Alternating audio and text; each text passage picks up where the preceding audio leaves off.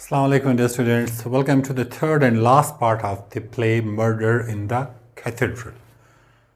इससे पहले की वीडियोस में आपने इस राइटर के बारे में जाना, उनके जो वर्क्स थे वो आपने देखे एंड उसके बाद इस प्ले को हमने पढ़ा था, इसके जितने भी पार्ट्स थे। आज हम इसके कंक्लूजन पे है जिसमें आप समझेंगे इसके थीम्स, जो major themes and possible themes क्या क्या हो सकते हैं और जो क्वेश्चंस एक्सपेक्टेड हैं एग्ज़ाम्स में रिगार्डिंग दिस प्ले वो हम डिस्कस करेंगे at the end of the lecture. So अभी स्टार्ट करते हैं थीम्स ऑफ द प्ले। और एक याद दहानी और करानी है, ये जितने मैसेज आप मुझे कर रहे हैं पर्सनल में रिगार्डिंग द वीडियोस, ये अगर आप कमेंट सेक्शन में कर ले I would really appreciate, thank you. So themes की तरफ आते हैं। That is the first one is the martyrdom. ये सबसे इम्पॉर्टेंट थीम है। पूरा प्ले जो है वो बेस्ड है इस थीम पर। इसका एक अलग सा क्वेश्चन भी आ सकता है। So the central theme, death of Thomas Becket as martyr. अब आपने इनकी डेथ को शो कराना है as a martyr. So then explores what makes a true martyr, dying for God not for personal glory. इसमें आपने इनको बताना है, रेफरेंसेस देने हैं नो प्ले से कि कौन सी ऐसी चीज़ है जो इंसान को ट्रू मार्टर बनाता है। अब आपने ये गलती नहीं करनी है, आपके पास थीम आया मार्टरडम का और आपने ये हेडिंग दी और ये 2 पॉइंट्स लिखे हैं एंड यू थॉट कि आप दिस इज़ इनफ। ऐसा नहीं है। आपका यहाँ से स्टार्ट होगा, ये एक पेज बनना चाहिए, अगला पेज यहाँ तक आना चाहिए, राइट। और उसमें आप रेफरेंसेस देंगे टेक्स्ट से। आपको सिर्फ मैं जनरल आइडिया दे रहा हूँ कि ये थीम आपका हो सकता है। Second one is a temptation.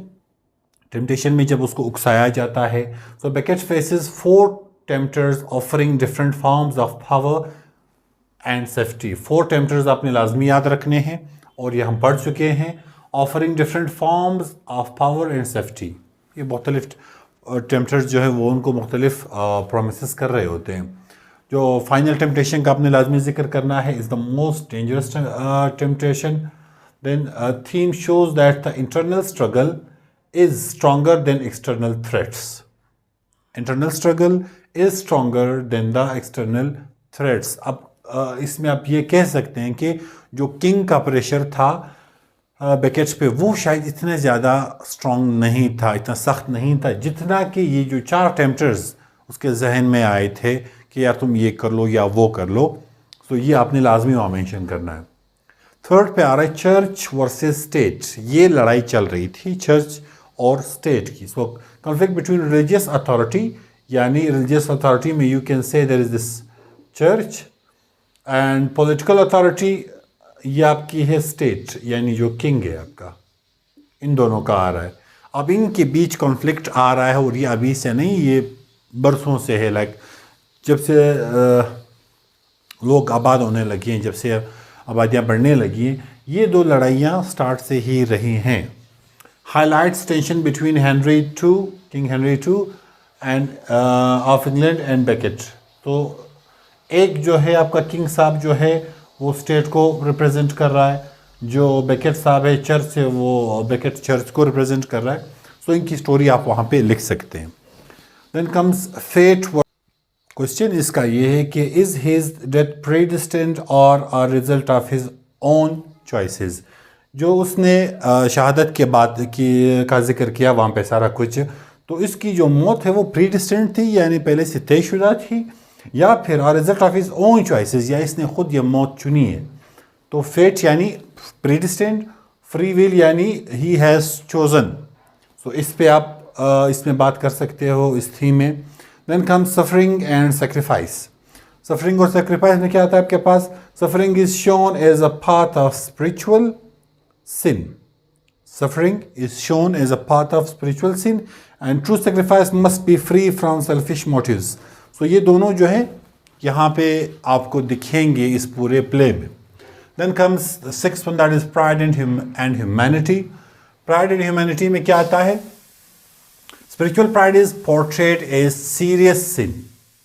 जो आपका spiritual pride है उसको serious sin की तरह शो किया गया है। इसको आप यूं गैस कर सकते हैं कि जो बेकेट को इन्होंने कहा तो टेम्पटर्स ने कि बाबा तुम जो मर जाओ ताकि तुम सेंट से भी ऊपर चले जाओ। सो स्पिरिचुअल प्राइड उसको दिलाना चाह रहा था। तो ये एक सीरियस सिन है and it's true. Then Becket must overcome the desire for personal glory through martyrdom. तो ये बड़ा इंपॉर्टेंट थीम है इसका। देन पावर एंड करप्शन में क्या आता है? Political power is shown as manipulative and dangerous, it is being shown, and the knights justify their murder using political reasoning. अब इस पे आप थोड़ा सा गौर करें, और इसमें अगर आपने पिछली 2 वीडियोस देखी आपको सारी चीज़ें उसमें से डिटेल में समझ आएंगी। Then guilt and responsibility में after Becket's murder the knights defend themselves. Guilt and responsibility में ये जो आपके knights हजरात हैं वो क्या करते हैं? defend themselves. वो अपने आप को सही कह रहे हैं। लास्ट वीडियो के आखिर में मैंने कहा था कि वो कह रहे थे कि हमने ये नेशनल इंटरेस्ट में किया हुआ है। So raise questions about moral responsibility and justification of crime. तो क्वेश्चन तो रेज करता है आपकी मॉरल रिस्पॉन्सिबिलिटी पे और जस्टिफिकेशन ऑफ क्राइम पे। क्या आप एक तो क्राइम कर रहे हो, ऊपर से उसको जस्टिफाई कर रहे हो। देन रोल ऑफ वुमेन, यानी जो कोरस के फॉर्म में थी, the coarse represents common people, ये आप वहाँ बता सकते हो। Then they express fear, suffering and acceptance of fate, और ये सारी चीज़ें जो हैं वो वहाँ शो हुई हैं। Show how ordinary people are affected by political and religious conflict. फिर आपको दिखाता है कि आम बंदा जो है, जितने भी जब रिलीजियस और पॉलिटिकल कॉन्फ्लिक्ट आता है तो आम बंदा उससे कितना सफ़र करता है। And then the last one is spiritual versus material life, जो आपकी रूहानी और दूसरी ज़िंदगी जो है। कंट्रास्ट बिटवीन वर्ल्डली डिज़ायर्स, इस means power and safety, and spiritual devotion. So contrast आपको दिखेगा किस चीज़ में? वर्ल्डली डिज़ायर्स में और स्पिरिचुअल डिवोशन में। Then Becket ultimately chooses spiritual truth over earthly life. तो आपने बेकेट की तरफ ज़्यादा जोर देना है कि उन्होंने फाइनली कौन सी चीज़ चूज़ की? Spiritual truth. तो यहाँ पे आके आपके थीम्स ख़त्म हो जाते हैं। You can come across a question regarding the themes of this play के write down all the themes, all the possible themes of the play. तो आप फिर ये सारे इनमें से इफ देयर आर 10 तो you can go for 6 to 7 में भी, उससे आपका क्वेश्चन बन जाएगा। It depends upon the total numbers given there. अब हम बाकी इंपॉर्टेंट क्वेश्चंस जो मेरे ख्याल से हैं तो हम उनकी तरफ आते हैं। अब क्वेश्चंस तो आपके सामने लिखे हुए हैं।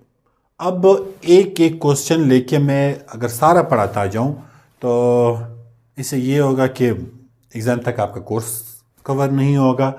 मैं आपको क्वेश्चंस दे रहा हूँ, आपने क्या करना है? इन क्वेश्चंस को इंटरनेट पे, चैट जीपीटी पे, कहीं से भी करके थोड़ा सा सही वाला बनाना है, रेफरेंसेस देने, और फिर मुझे भेजना है इस नंबर पे with your name and city. अगर आप किसी भी टाइम ये वीडियो देख रहे हैं, वेदर दैट इज़ 26 और 27 और 28, कभी भी आप कहीं भी किसी भी शहर से देख रहे हैं, मुल्क से देख रहे हैं, आप मेरे इस नंबर को यूज़ करके आप मुझे ये सेंड कर लें। जो मुझे ज़्यादा अच्छा लगेगा सवाल वो आपके साथ मैं ग्रुप में या व्हाट्सएप पे या कहीं भी मैं शेयर कर दूँगा। सो अब क्वेश्चन नंबर 1 है, right brief essay on Eliot's life. अच्छा, क्वेश्चन में आपने ये जहन में रखना है कि जो जो आपसे पूछा गया आपने एक एक को अलग अलग एड्रेस करना है।